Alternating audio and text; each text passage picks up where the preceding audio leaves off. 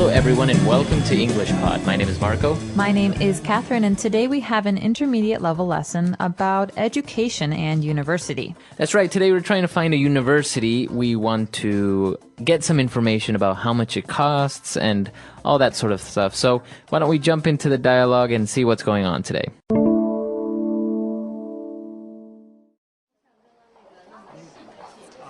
I've never heard of M-Line College. Could you? Of course, sir. Let me give you a brief overview. Am-Lyon College is located in the center of New York City. The school covers a wide range of academic subjects, and 80% of the courses are transferable to other state universities. And last year, Am-Lyon College was ranked #1 in terms of graduate employment. Interesting. And what about the tuition fees, then? You'll be looking at somewhere around $15,000 per semester. Okay. Well... And did I mention our on-campus housing? Students can stay in our newly renovated dorms for as little as $3,000 per month. Sounds good. Well, I'll just grab one of your flyers.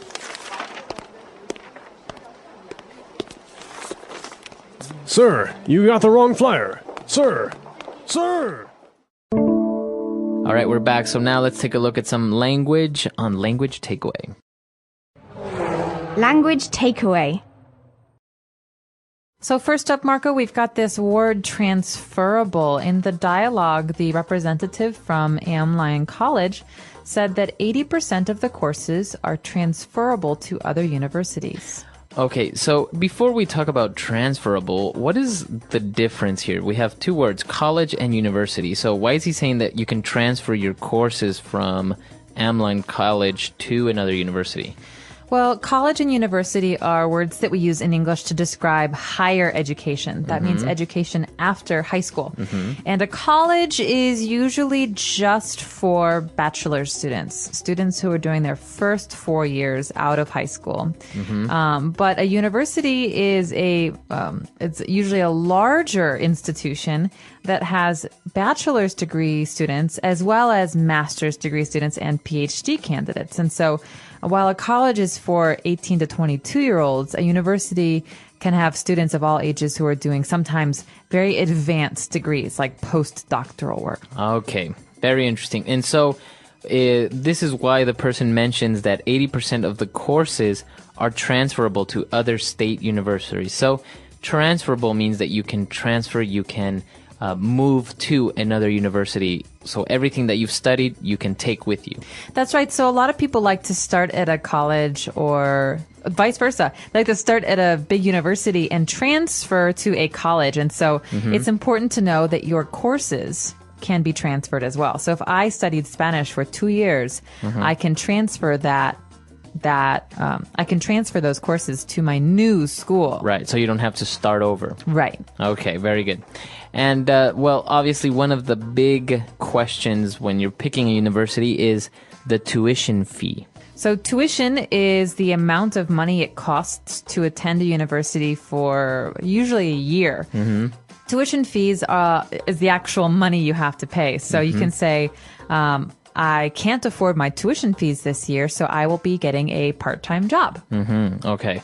And so this is what tuition fees are. In school, you call it tuition. You don't say how much it costs. You ask, what is the tuition? What's the tuition, exactly? Okay. And he mentioned that it was around $15,000 per semester. So this is interesting. Is this the year? No, a semester is half of an academic year.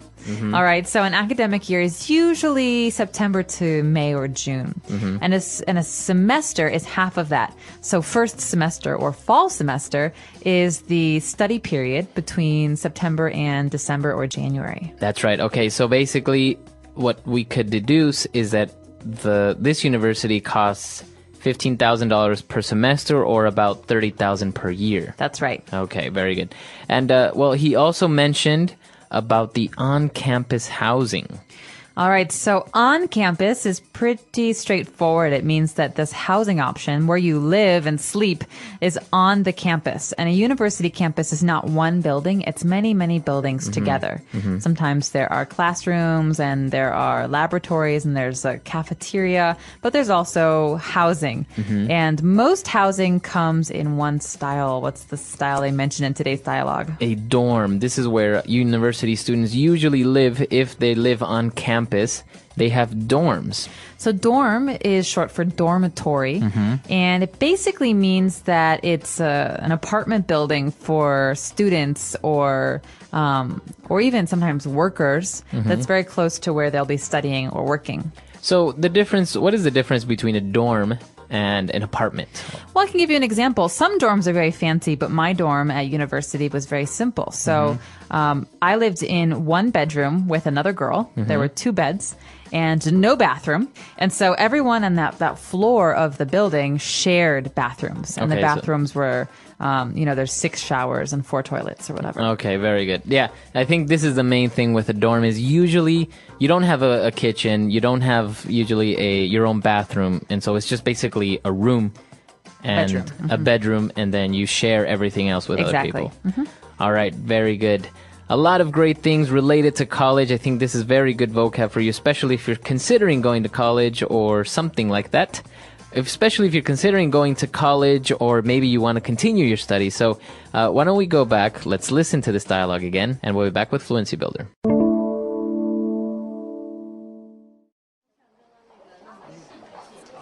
I've never heard of Amline College.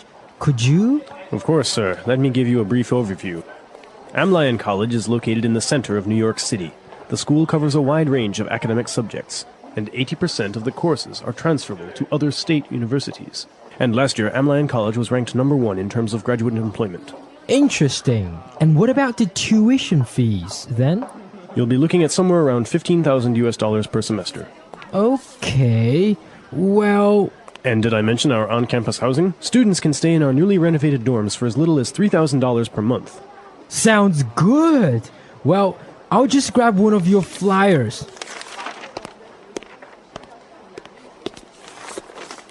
Sir, you got the wrong flyer. Sir! Sir! All right, we're back. So now let's take a look at these 3 phrases we've picked out for you on Fluency Builder. Fluency Builder.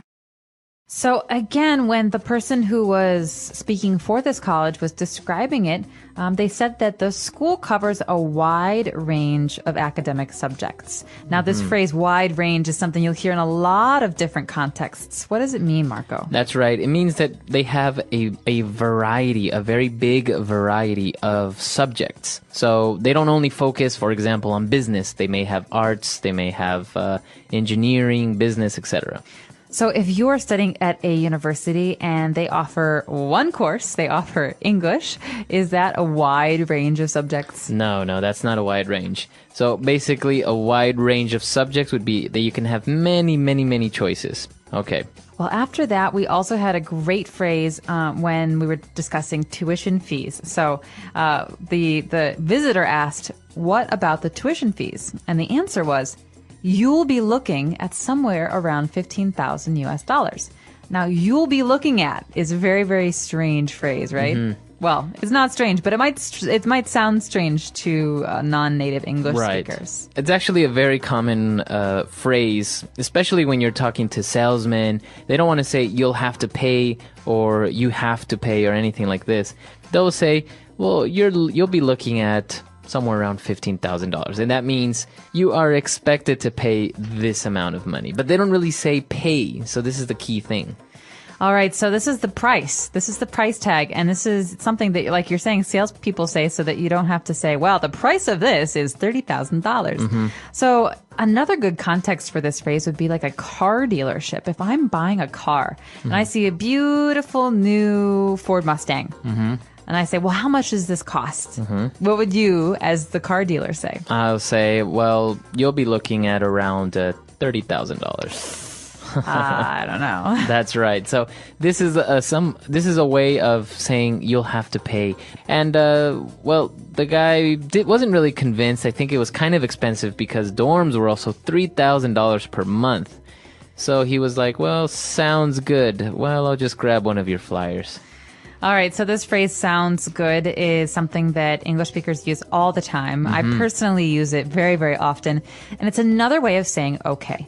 Yeah, so if you agree with someone, you say "sounds good." So should we meet at 7 for the movie tonight? Yeah, sure, sounds good. All right. It's another way of saying yes, good, okay, very well. That's right. So sounds good. Great stuff. Why don't we take a break? Let's listen to everything one more time, and we'll be back in a bit.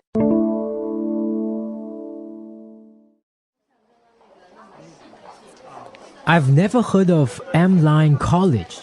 Could you? Of course, sir. Let me give you a brief overview. Am College is located in the center of New York City. The school covers a wide range of academic subjects, and 80% of the courses are transferable to other state universities. And last year, Am College was ranked #1 in terms of graduate employment. Interesting. And what about the tuition fees, then? You'll be looking at somewhere around $15,000 per semester. Okay. Well... And did I mention our on-campus housing? Students can stay in our newly renovated dorms for as little as $3,000 per month. Sounds good. Well, I'll just grab one of your flyers.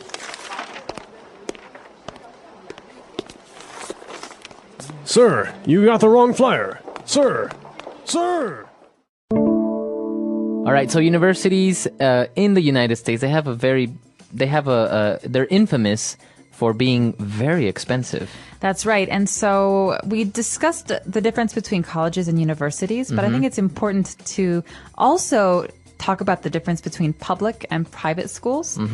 Public schools are schools that are paid for by the government or that are subsidized. So the government pays part of them. And these are schools that tend to be cheaper than private schools. So private schools can be as much as $50,000 for 1 year of study. So, for example, the famous ones like Harvard or Stanford, those are private schools. Those are private schools, but the University of California is a public institution. The University of Illinois, for example, is another public institution. So there are many different options in the United States. I think usually the state universities have the name of the state in them. So University of Florida is probably state university. That's right, but you have to be careful because the University of Pennsylvania is a private university. Oh, really? Yeah, it's an Ivy League school, so it's one of the oldest schools in America, and it's like Harvard or Yale. It's very, very high quality. This is something that they always mention when talking about universities in the States. They always say it's an Ivy League school, just like you said right now. What does it mean if a university is Ivy League? Well, a league is just a group, right? And so some of the first universities in the United States formed this group called the Ivy League, and I think it used to have to do with the sports. These teams would play each other in sports, but I could be wrong. Anyway, these were in the 18th century. These are schools for men. And there were seven Ivy League schools for men, and then there were the sister schools for women. Yeah, like Wellesley, Radcliffe, these are the sister schools. And so nowadays, both men and women can go to all these universities. And so we just talk about them as the Ivy Leagues. And the Ivy League schools that are most famous are Harvard, Yale, Brown, the University of Pennsylvania, Columbia, things like that. So talking about universities and colleges, I have heard also the community college. Yeah, that can be a lot more affordable. That's something that's because it's community college. It's usually something you go to back near your home because colleges and universities, sometimes people travel very, very far to go to these schools. But community colleges are available to people in your own community, and you can take night classes. You can do a lot of different things at them. They're great resources. They're a lot more affordable than other schools, and a lot of people like to go to them because they don't have to pay these expensive fees for housing like dorms or for travel. Right. And they're a great option for people. So community colleges and universities are the major distinctions.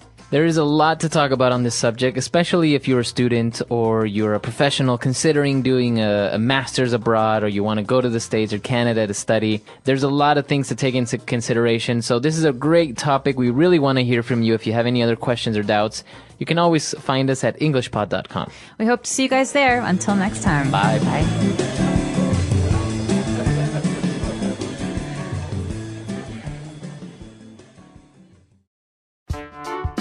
The English Pod Audio Review.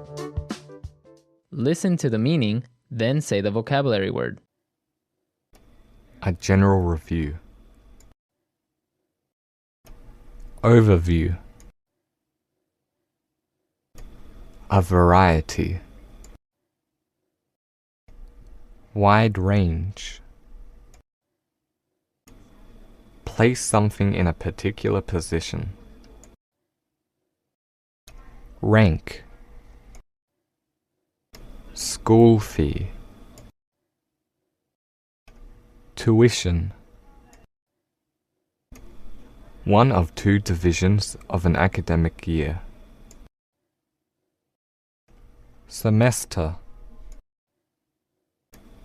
A room for students to sleep in. Dorm. Flats or apartments in school.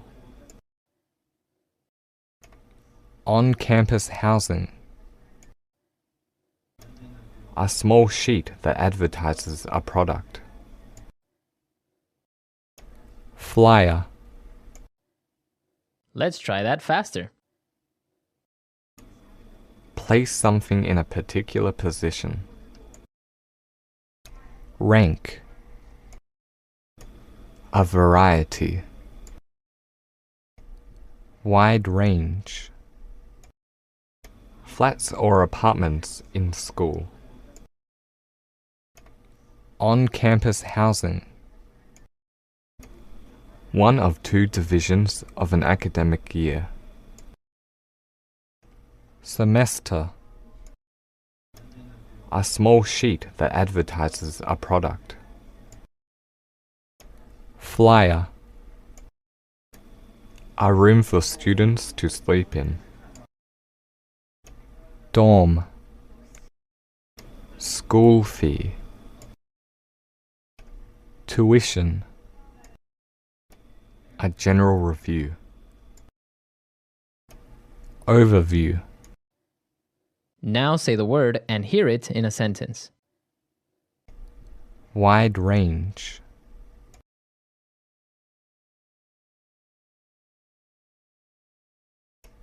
Our company offers a wide range of delivery services. Wide range.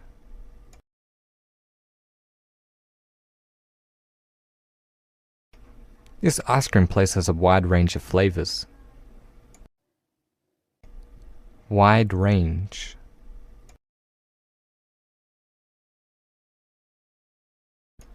We don't have a wide range of options.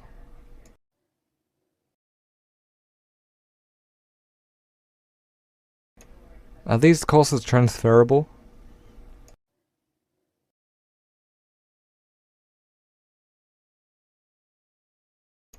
Make sure you only sign up for the courses that are transferable.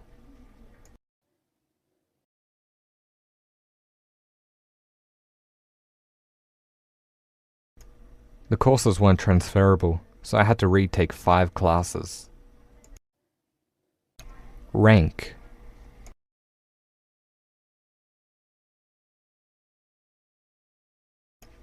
Peking University is ranked number 1 in China. Rank.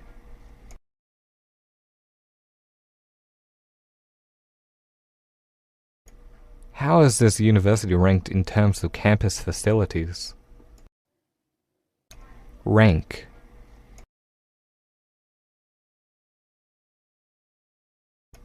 Could you tell me the ranking of this school?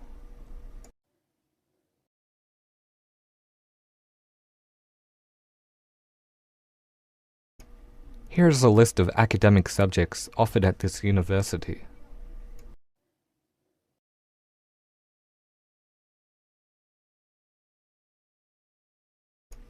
What are the academic subjects available at this university?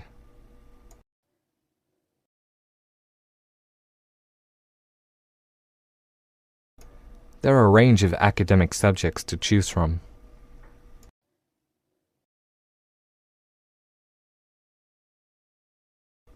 Do you stay in on-campus housing?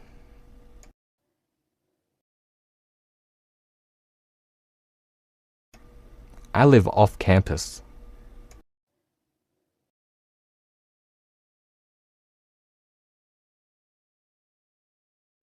Students can choose between on-campus housing and homestay.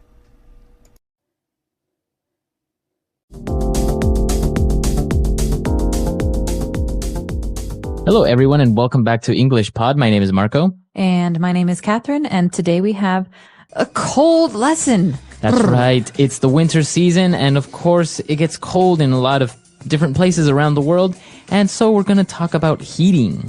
Okay, this is very important, but before we do get started, we have a very important word to preview in Vocabulary Preview. Vocabulary preview. All right, so we're going to preview the word freezing.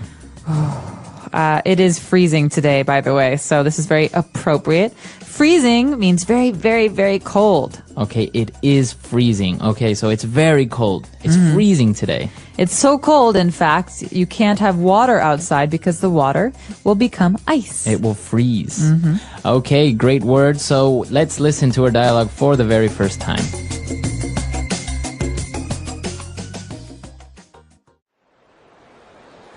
It's freezing in here. Can I turn up the heat? Don't touch that thermostat. You don't pay the bills around here. Dad, are you serious? What's the point of having central heating if we can't use it? Look, I can see my breath. Put on a sweater. I'm not gonna let you run up my heating bill just because it's a bit chilly. Dad, I'm gonna catch a cold. When I was your age, my parents didn't have central heating like you do. We had a furnace in the center of the living room and that was it. We used it to cook, heat the house, and even dry our clothes. We never caught a cold. You should be grateful. All right, we're back, and this is actually what a lot of dads are like, I think, around the world. Yep, my dad definitely liked to keep the heat low Really? in our house. Yeah. All right, so we'll talk about that a little bit later, but let's take a look at some 4 words on language takeaway today. Language takeaway. Well, this first word is important for anyone who has a home with heating.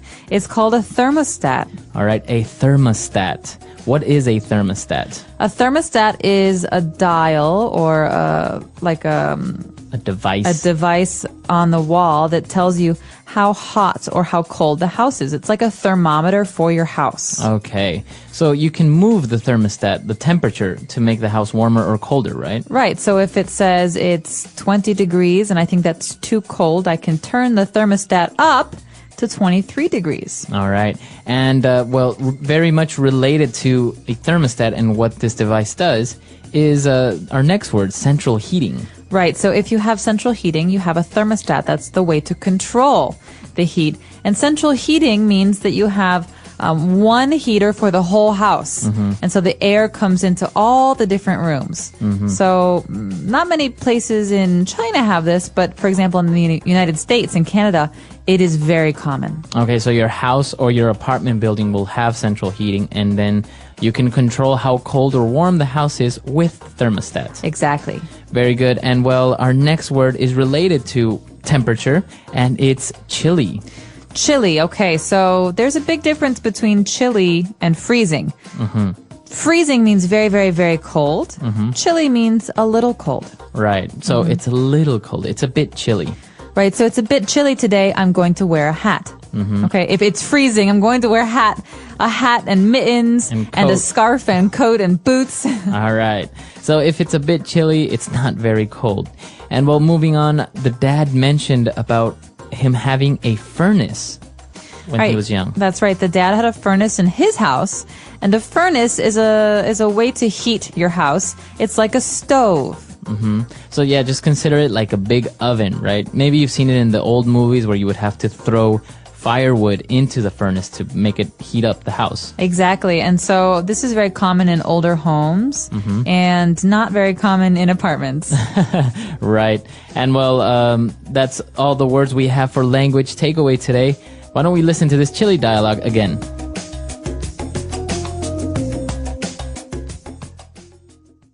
It's freezing in here. Can I turn up the heat? Don't touch that thermostat. You don't pay the bills around here. Dad, are you serious? What's the point of having central heating if we can't use it? Look, I can see my breath. Put on a sweater. I'm not gonna let you run up my heating bill just because it's a bit chilly. Dad, I'm gonna catch a cold. When I was your age, my parents didn't have central heating like you do. We had a furnace in the center of the living room and that was it. We used it to cook, heat the house, and even dry our clothes. We never caught a cold. You should be grateful. All right, we're back. So now we have prepared for you 3 key phrases on Fluency Builder. Fluency builder. Okay, so this first phrase is related to thermostat, okay? So thermostat, like we said, is like a thermometer, but we can control the temperature. So if we want to make the temperature hotter, we turn up the thermostat. Okay, so this is a phrasal verb, to turn up the heat. You could say this about heat. You could say this about noise, too. Can you turn up the radio? Turn up the volume. Mm-hmm. So it's to increase. To increase, to make bigger or warmer or louder. All right, and if we wanted to decrease the temperature in the thermostat, you would say... Turn down. Turn down the heat. Exactly. So it's too hot in here. Can you please turn down the heat? All right, very good. And our next phrase is, the dad was talking about the bills and how expensive it is to use the thermostat. And he said, I'm not going to let you run up my heating bill. Okay, so a bill is like, something that you pay. It's money. And so in this case, I don't want you to run up the bill. That means to increase the amount of money I have to spend. Mm-hmm. So maybe if you leave your television on all night, you're running up your electricity bill. Exactly. Or if you talk on the phone 10 hours a day, you run up the phone bill and your mother kills you. Right. All right. And the daughter was complaining about her catching a cold, to catch a cold. All right. So remember this. A cold is when you have maybe a runny nose and a cough and a sore throat. It usually happens when the weather changes, but we don't get a cold. You catch a cold. Okay. And remember, like in baseball, you throw and catch. It's something that's fast. All right. So you catch a cold. What about the flu? Do you get the flu or catch the flu? So you can't catch a flu, but you can catch a cold. Just remember this phrase, to catch a cold. I caught the cold. Mm-hmm. No, to catch a cold, or I caught a cold. It's almost like if I have it, I could throw it to you, Marco. Achoo! And you catch it. Right, because it's in the air, the virus and everything. It passes very quickly. All right, very good. So an interesting dialogue. Let's listen to it one last time.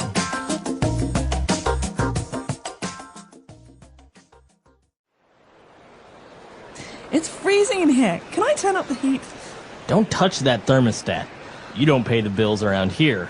Dad, are you serious? What's the point of having central heating if we can't use it? Look, I can see my breath. Put on a sweater. I'm not gonna let you run up my heating bill just because it's a bit chilly. Dad, I'm gonna catch a cold. When I was your age, my parents didn't have central heating like you do. We had a furnace in the center of the living room and that was it. We used it to cook, heat the house, and even dry our clothes. We never caught a cold. You should be grateful.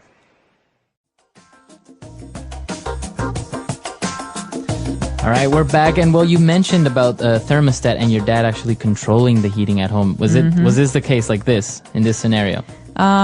It was sometimes would have to wear more clothes because we didn't want to run up the bill.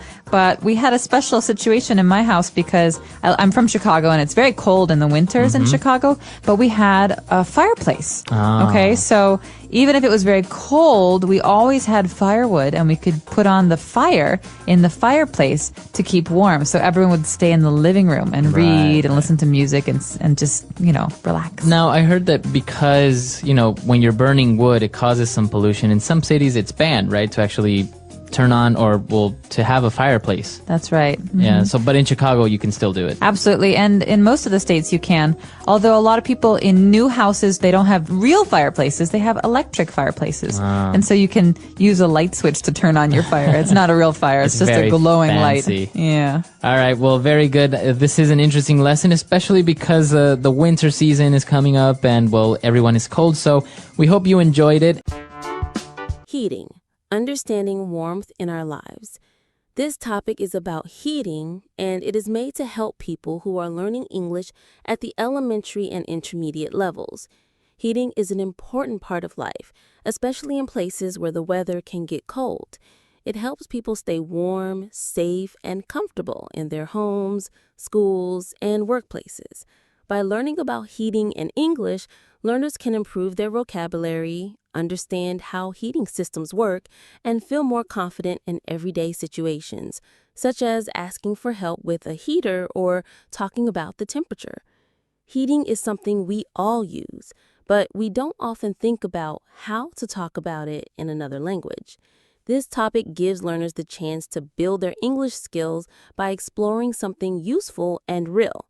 Through this topic, learners will practice reading, listening, speaking, and writing about heating in simple and clear ways. They will learn new words, phrases, and sentences that are used in daily conversations about warmth and heating. This is a practical and meaningful way to improve their English and use it in the real world. What heating is and why it matters. Heating is the process of making a place warmer, especially when the weather is cold. People all over the world use different kinds of heating systems in their homes, schools, and other buildings. Heating is not just about feeling warm and cozy. It is also important for health and safety. When the weather is cold, our bodies lose heat quickly. If we don't stay warm, we can get sick or feel very uncomfortable. Heating helps us keep our homes at a safe and comfortable temperature so we can sleep well, study well, and enjoy our time indoors. There are many different ways people use heating. In some homes, people use heaters that blow warm air. In other places, people may have radiators, which are metal parts on the wall that get hot and warm up the room. Some homes use wood or coal stoves, especially in small towns or villages. In very modern buildings, heating can come from the floor or from the walls. Some systems use electricity, while others use gas, oil, or firewood. Each type of heating works in a different way, and each one has good and bad points. Heating is also different in different countries. In cold countries, heating is very important and used for many months. People prepare for winter by checking their heating systems, buying fuel, and making sure windows and doors are closed tightly. In warmer countries, people might not use heating at all or only use it for a short time during the coldest months. Some people even use electric blankets or small portable heaters just for a few hours. Learning how heating works in different parts of the world helps English learners understand different lifestyles and cultures. Knowing how to talk about heating in English is very useful. For example, if you're visiting another country, living in a dormitory, or renting a house, you might need to ask questions about the heater. You may need to say, "The heater is not working," or "How do I turn this on?" You may also need to understand signs, instructions, or labels on a heater. If the weather report says it will be very cold, you might talk about needing more heat. All these small conversations are part of daily life, and they help you stay comfortable and safe. Learning English through the topic of heating also gives you the chance to practice many useful words. Words like warm, cold, temperature, heater, fireplace, blanket, and thermostat are just a few examples. You will also come across verbs like turn on, turn off, adjust, increase, or fix. These are words that are used in many other situations too, not just about heating. So by learning this topic, you are also learning how to communicate in many parts of daily life. Talking about heating can also lead to other interesting topics like energy use, saving money, helping the environment, and how people in the past stayed warm without modern technology. It can help you ask questions like, how do we stay warm in a smart way? What are better ways to heat a house? How can we save energy and still feel comfortable? By deeply learning about heating, learners not only improve their English, but also understand an important part of everyday life. It helps them talk clearly about their needs, understand others better, and become more confident using English in practical and meaningful ways. Types of heating and the words we use. Heating is something that comes in many forms. Around the world, people use different systems and tools to stay warm during cold days and nights. Each type of heating has its own words, sounds, smells, and even feelings. For English learners at the elementary and intermediate levels, understanding the types of heating and the vocabulary that goes with them is a great way to build language skills while learning about real-life situations. Let's begin with central heating. This is one of the most common ways to heat homes and buildings, especially in colder countries. Central heating usually works by using a boiler that heats water. The hot water then travels through pipes to radiators in each room. Radiators are metal objects that spread the heat into the room. Some radiators are hot to the touch, and you can feel the warmth when you stand near them. When talking about the system, people often use words like boiler, pipes, radiator, circulation, and thermostat. A thermostat is a device that controls the temperature. You can turn it up to make the room warmer or turn it down to save energy. Next, there is electric heating. This type of heating uses electricity to make heat. One example is an electric heater, which is a small machine that you can plug into the wall. It blows warm air into the room. Some electric heaters are portable, so you can carry them from one room to another. Others are fixed into the wall. Some homes even have electric heating inside the floor. This is called underfloor heating. The words that are common with electric heating include plug in, switch on, coil, fan, socket. Learners may also hear warnings like do not cover or keep away from water on these machines. There's also gas heating. In this system, a gas furnace or a gas heater burns fuel to make heat. The heat is then spread through the house. Gas heating is often cheaper than electricity, but it needs to be used carefully. There are safety concerns with gas, like gas leaks or carbon monoxide. For this reason, people often talk about gas safety, ventilation, carbon monoxide detectors, and annual inspections.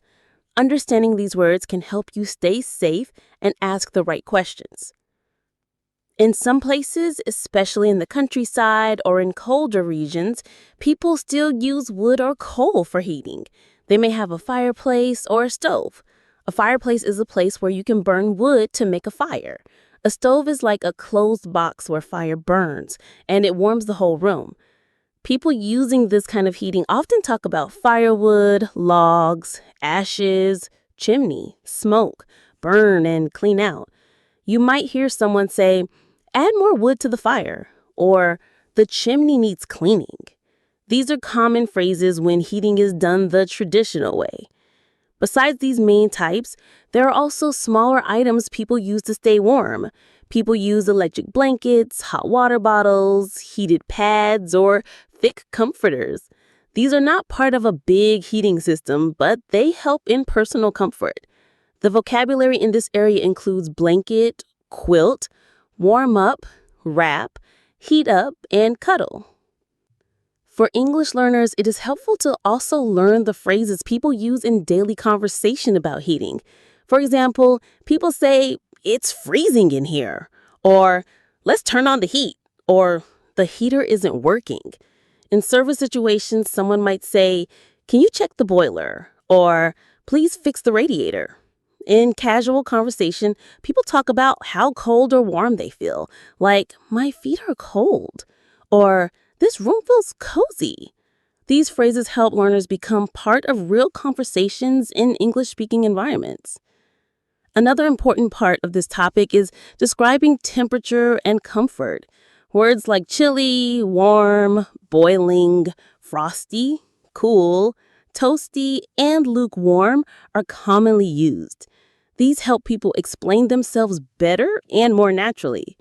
For example, it's chilly in the morning, or I like it to be toasty in the bedroom. Descriptive words like these help learners express themselves better and more naturally. Finally, the idea of heating is connected to time and daily routine. People talk about when to turn on the heat, early in the morning, just before bed, or only in the evening. Some use timers or smart heating systems. These systems can be controlled with a mobile phone or a voice command. Phrases like set the timer, program the heating, or use the app to control the temperature are part of today's modern vocabulary.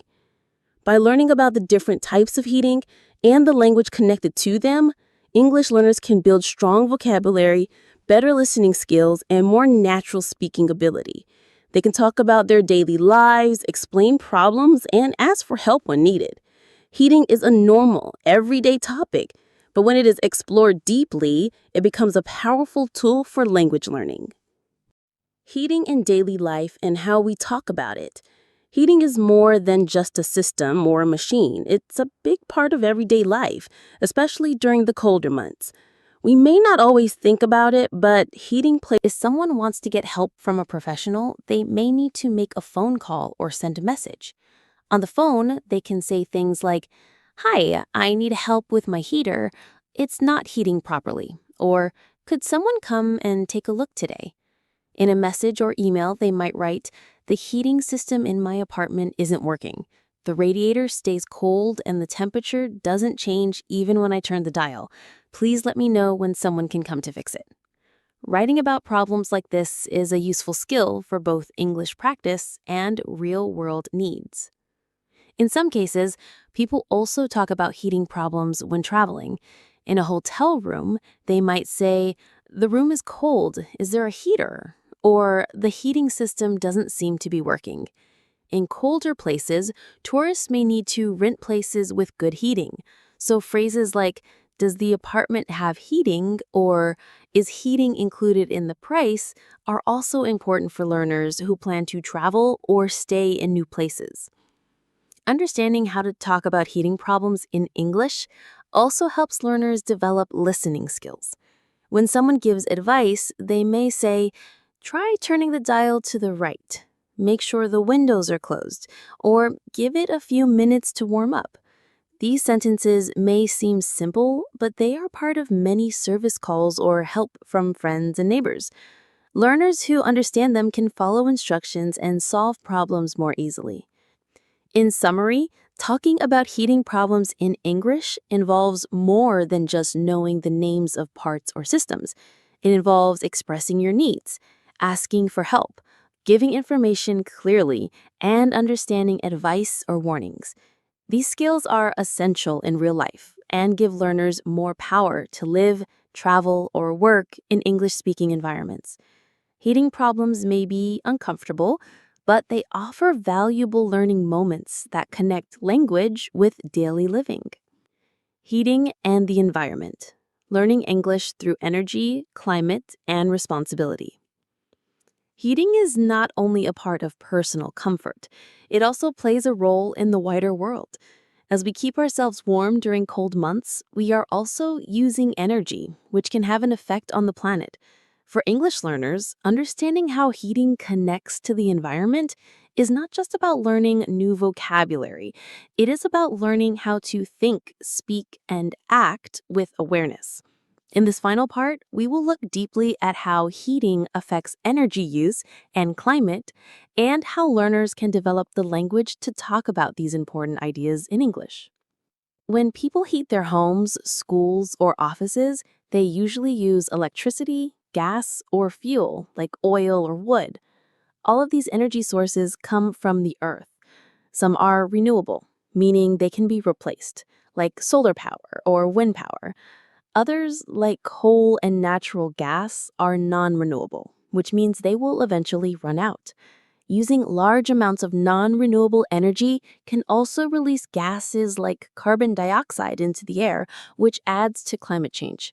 These are big ideas, but even simple English words and phrases can help us understand and talk about them.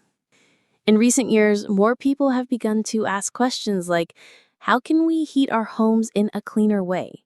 How can we use less energy? Or how can we protect the environment while staying warm? These questions are being asked in schools, businesses, governments, and homes all over the world. For English learners, talking about these issues means learning vocabulary like energy efficient, renewable energy, carbon footprint, eco-friendly heating, insulation, solar panels, and sustainable choices.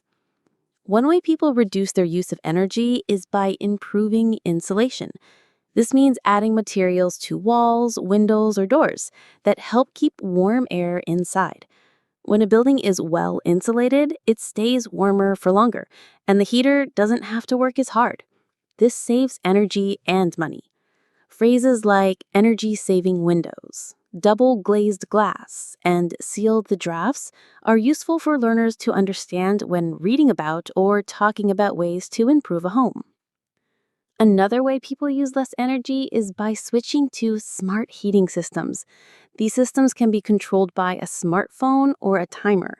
They let people heat only the rooms they are using and only at the times they need.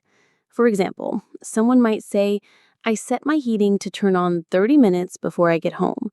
Or, the app lets me turn off the heater when I'm not in the room. These are real-life examples of how heating is changing and how new language can grow around it.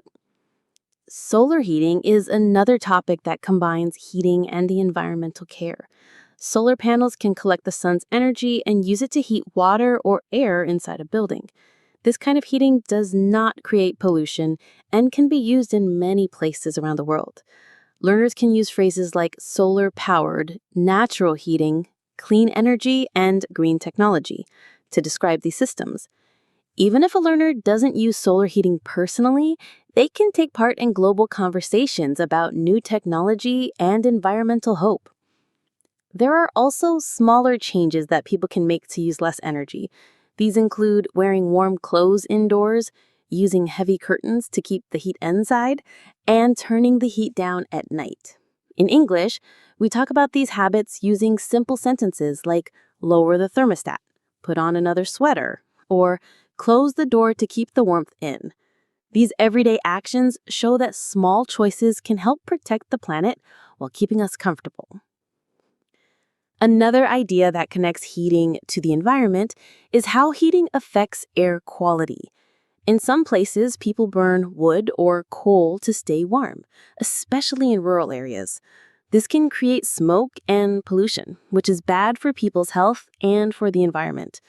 Cities may put limits on when people can burn fuel or ask them to switch to cleaner methods.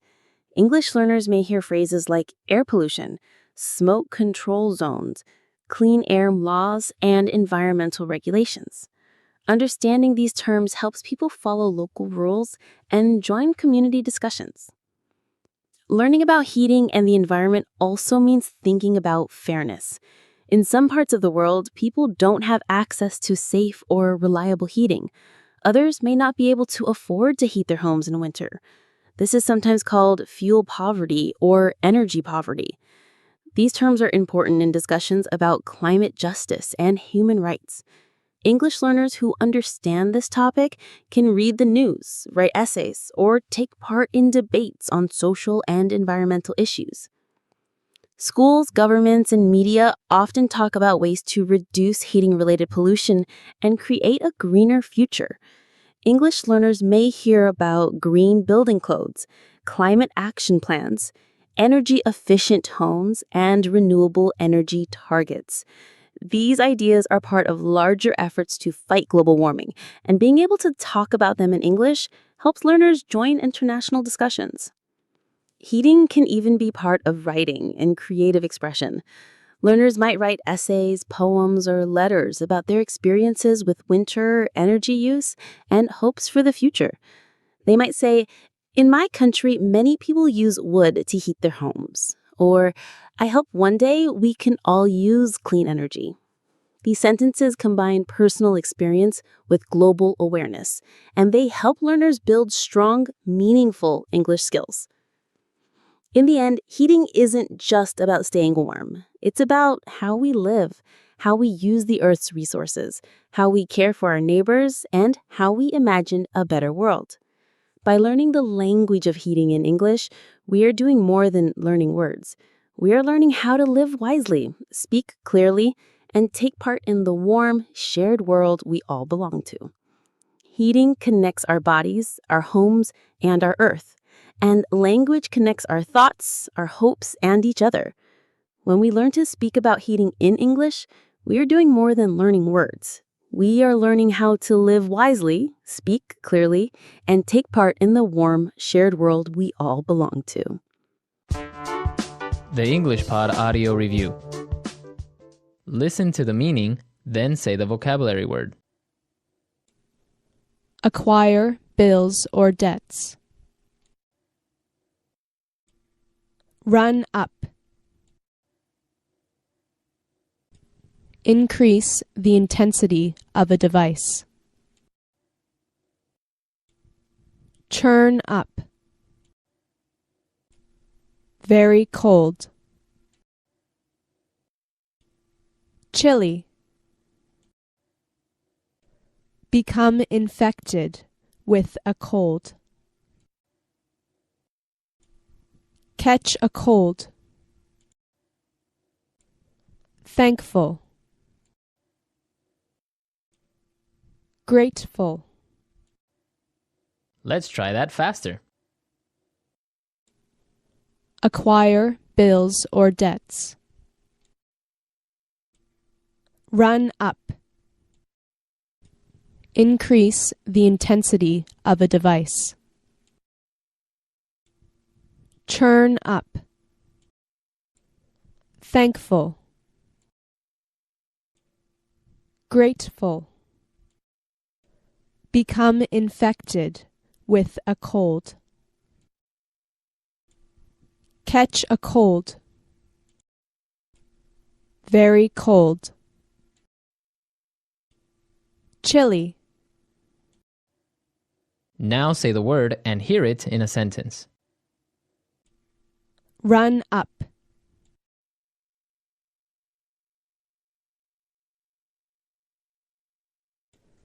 He ran up a very expensive tab at the local bar. Run up.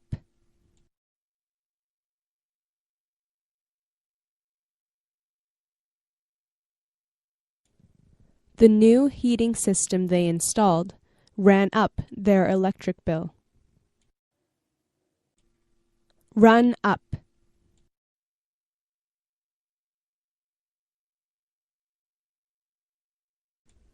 They were running up huge bills with his new spending habits.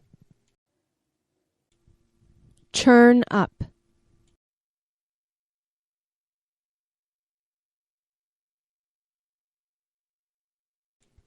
Honey, could you please turn up the heat?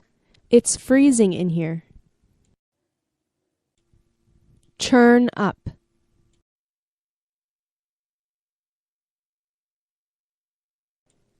I need to turn up the heat or I'll freeze. Churn up.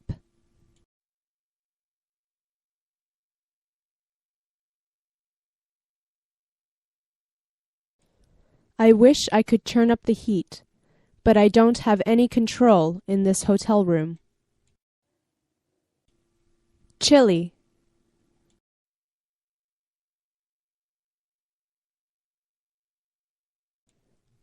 It's starting to get a little chilly in here. Chilly.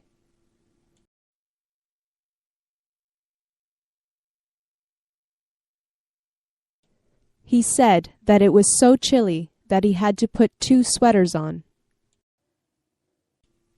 Chilly.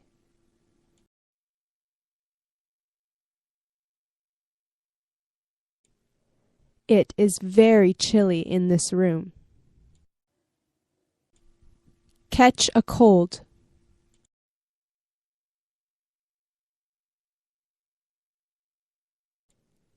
You will catch a cold if you don't put a sweater on. Catch a cold.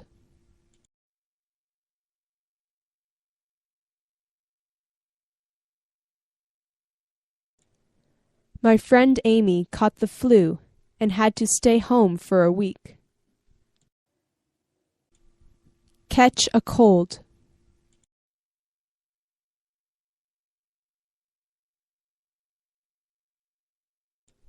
He caught a cold last week, and now we all have it too. Grateful.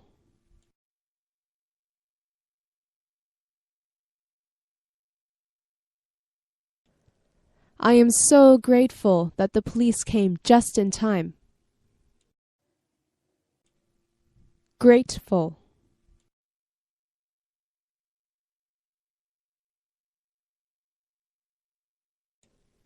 He was so grateful that he could finally see his daughter again.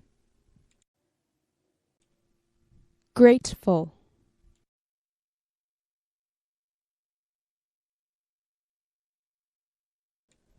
She was very grateful to have such wonderful friends.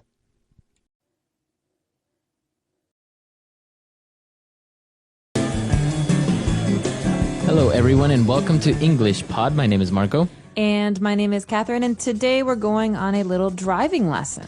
That's right, we're going to learn how to drive, but not only how to drive, but all the vocabulary and words associated to this activity. So why don't we listen to this dialogue for the first time, and we'll be back to explain it.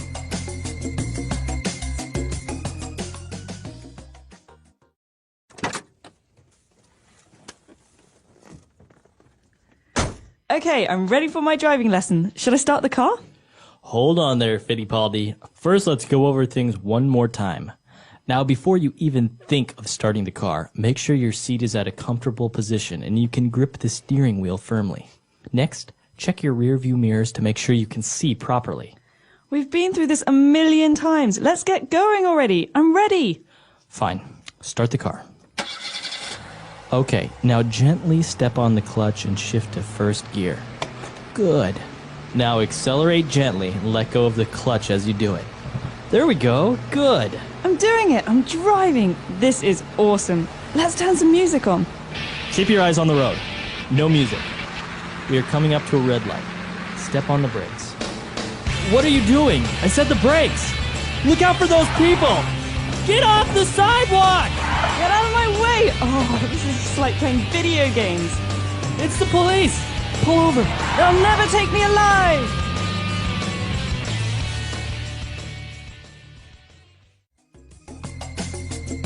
All right, great. So it's a great driving lesson, just like the video games. Well, hopefully not like video games. We don't want to hurt anyone. But that comes a little bit later. First, let's check out some of these very important phrases in today's language takeaway. Language takeaway. All right, so on language takeaway, we have 5 words for you today, starting with the first one, the steering wheel.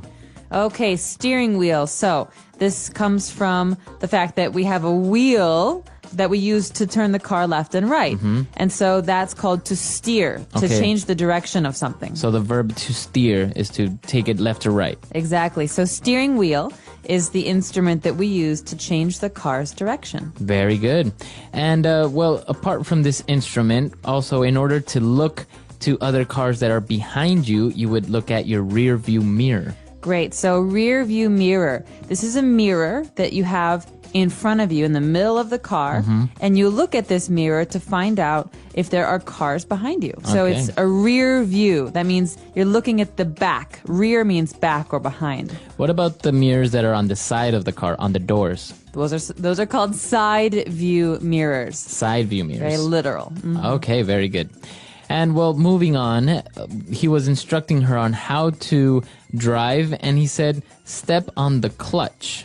Well, this is an important word for those of you who are driving manual cars. That means that you have to control the way that the gas goes into the engine by yourself. Mm-hmm. And so a clutch is a pedal. It's the third pedal on the left, and you push this pedal to change gears. Okay, so some cars, they don't have this. For those of you who don't worry about it. But if you do, a clutch is on the far left. It's the third pedal. Okay, so this is for a manual car, manual transmission car, because many people have automatics where you just accelerate and the car automatically changes gears. Exactly. And so a lot of Europeans drive manual cars and have this clutch. Okay, so you step on the clutch, and in order to change gear, you say to shift into first gear. That's right, because if you're driving, you know that you can't go from first to fifth gear, right? Mm-hmm. There's 4 or 5 gears.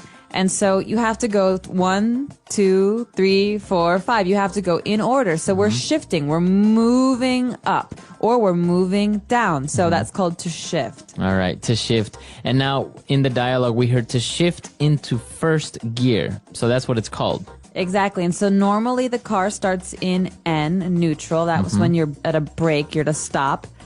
And if you want to start the car, you have to shift to first gear, and that's the lowest. That's going to help the car go. Okay, so to shift into first gear.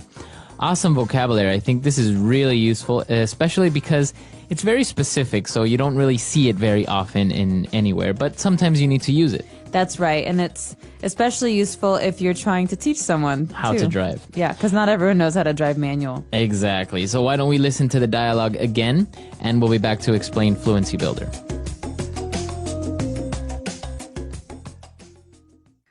Okay, I'm ready for my driving lesson. Should I start the car? Hold on there, Fittipaldi. First, let's go over things one more time. Now, before you even think of starting the car, make sure your seat is at a comfortable position and you can grip the steering wheel firmly. Next, check your rear view mirrors to make sure you can see properly. We've been through this a million times. Let's get going already. I'm ready. Fine. Start the car. Okay, now gently step on the clutch and shift to first gear. Good. Now accelerate gently and let go of the clutch as you do it. There we go. Good. I'm doing it. I'm driving. This is awesome. Let's turn some music on. Keep your eyes on the road. No music. We are coming up to a red light. Step on the brakes. What are you doing? I said the brakes. Look out for those people. Get off the sidewalk. Get out of my way. Oh, this is just like playing video games. It's the police. Pull over. They'll never take me alive. All right, we're back. So now why don't we take a look at 4 key phrases in Fluency Builder. Fluency Builder. Well, the first phrase is maybe the most important when driving. It's the first thing you do. You start the car. All right, so you don't say you turn on the car, right? No, so you put the key in the ignition and you start the car. That means you turn it on. What about when you want to turn off the car, turn the car off? You say stop the engine. Stop the car. Stop the car. Stop the engine. Stop the engine, right? All right, very good. Moving on, our next phrase is a million times. Why is this a phrase, a million times? It's pretty literal, right? We've been through this a million times. Well, no, it's not literal. Otherwise, I think I might kill the person, because a million times means that we've had this same conversation many times. But you can't actually have it a million times. That's way too many. So it's an exaggeration. Yeah, it's a way to say a lot. So a lot. I've heard him say this a million times. I've heard this story a million times. Or I've done this. I've turned the car on a million times. Okay, awesome. And now, well, they were driving and they heard a police siren and the guy told her to pull over. Okay, so this is a very common car phrase again, especially when you're dealing with the police. So to pull over means to slow the car down and to stop it on the side of the road. So you could hear a policeman say, pull over. So pull over your car, that means slow down and stop the car on the side. Because obviously you can't stop in the middle of the road. Right. So sometimes your mobile phone will ring as well, and you don't have a hands-free, so you have to pull over to the side so you can pick up the phone, usually, right? Exactly. Or you could say, hey, Mom, could you pull over? I have to use the restroom. Exactly. Awesome. All right, and our last phrase for today is to take me alive, to take someone alive. They'll never take me alive. All right. That's what the character says. And so this is a phrase that we use when we're talking about people who are running away from the law. So he says, they'll never capture me. And if they do, I'll be dead. So he's saying either I run free or I die. All right. So to take someone alive is basically that. But is it literal? Would you say? No, this is not literal. He's saying they'll never catch me. Okay, very good. All right, so that's all the phrases we have for today. Why don't we listen to this dialogue for the last time, and we'll be back.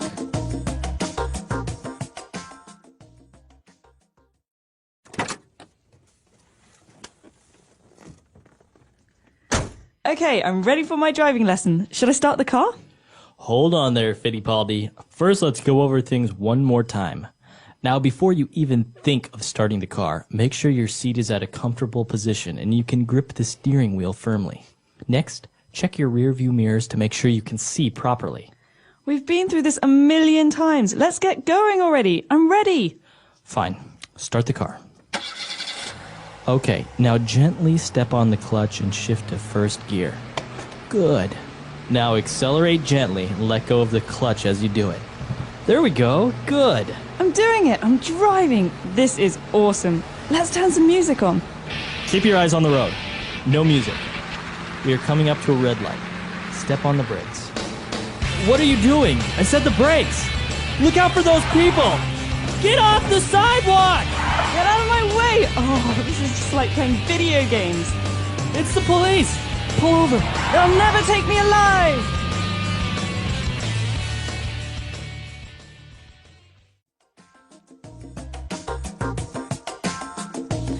All right, we're back. So driving now, this is interesting because as you mentioned, a lot of people in America usually have automatic transmissions, whereas in Europe, maybe they have manual transmissions. Exactly. Is there a reason for that, do you think? I'm not sure what the reason would be. I think a lot of American car makers manufacture more automatic cars in general. Some people say that it's because people in America are less concerned with gas, but if you have a manual transmission, you can actually conserve a bit of gas. And so because gas prices in Europe are higher generally, more people are interested in having manual transmissions. Also, I remember when I was younger, my dad always bought cars that had a manual transmission because he said that if ever they break down, it's much easier and cheaper to fix in a car that has a manual transmission than it is to fix an automatic one. That's right. Well, and I personally think that it's better to learn how to drive on a manual transmission car because you can drive any car afterwards. But if you learn an automatic, you'll never know how to drive a manual. There was also a case on television recently about a small child that actually the dialogue is based on it is he took his dad's car and he was like 7 years old and he was driving and was being chased by the police. No way. And then he pulled into his house and got out of the car and ran into the house. So obviously he was an underage driver, but he didn't get into much trouble. But it was interesting because he drove very, very well. That's unbelievable. And basically almost learned it by game simulators, by video games, on how you drive on a video game. Oh, wow. Yeah, well, NASCAR, here he comes. Right. So if you have any questions, any comments, or any other suggestions for lessons, please come to our website, englishpod.com, and we'll see you guys there. Bye, everyone. Bye.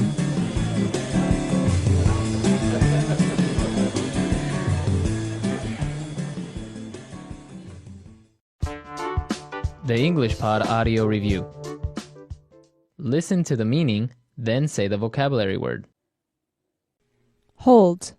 Reach. Grip. The pedal that you press before you change gear. Clutch. The part of the road where people walk. Sidewalk. The wheel which the driver holds in a car. Steering wheel. To move a car to the side of the road and stop. Pull over.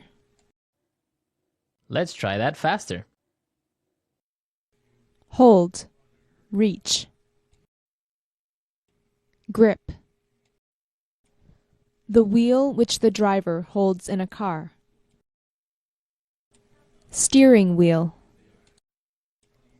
The pedal that you press before you change gear. Clutch. The part of the road where people walk.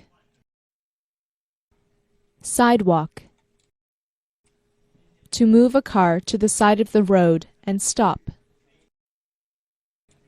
Pull over. Now say the word and hear it in a sentence.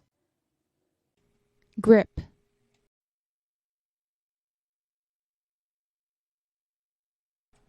I have a bad grip when it comes to holding on to things. Grip.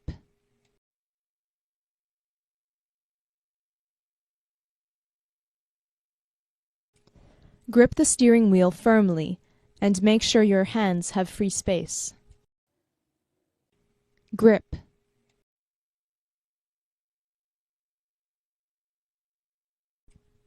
What, are you crazy? Get a grip. Clutch.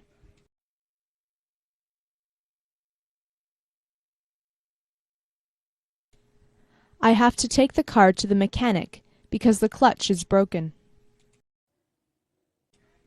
Clutch.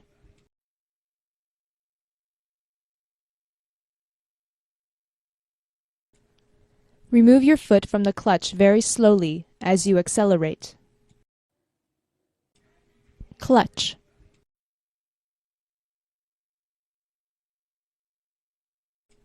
Remember to clutch when you want to change gears. Sidewalk.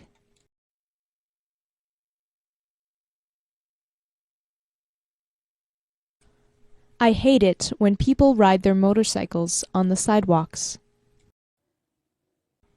Sidewalk.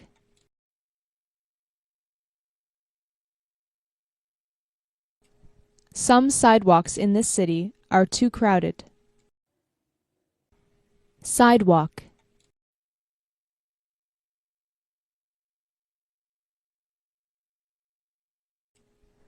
I slipped and almost broke my leg in that sidewalk right there. Steering wheel.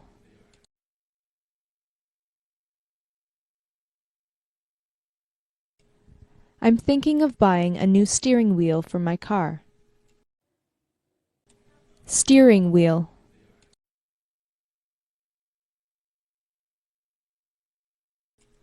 The steering wheel of the car just came out. Steering wheel.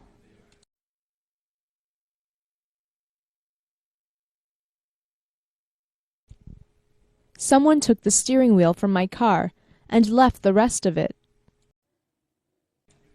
Pull over.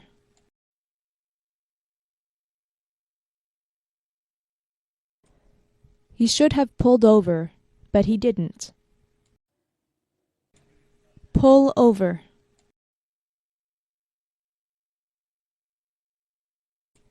Pull over near the next exit.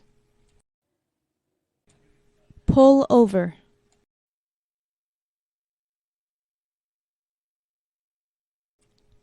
Whatever you do, don't pull over.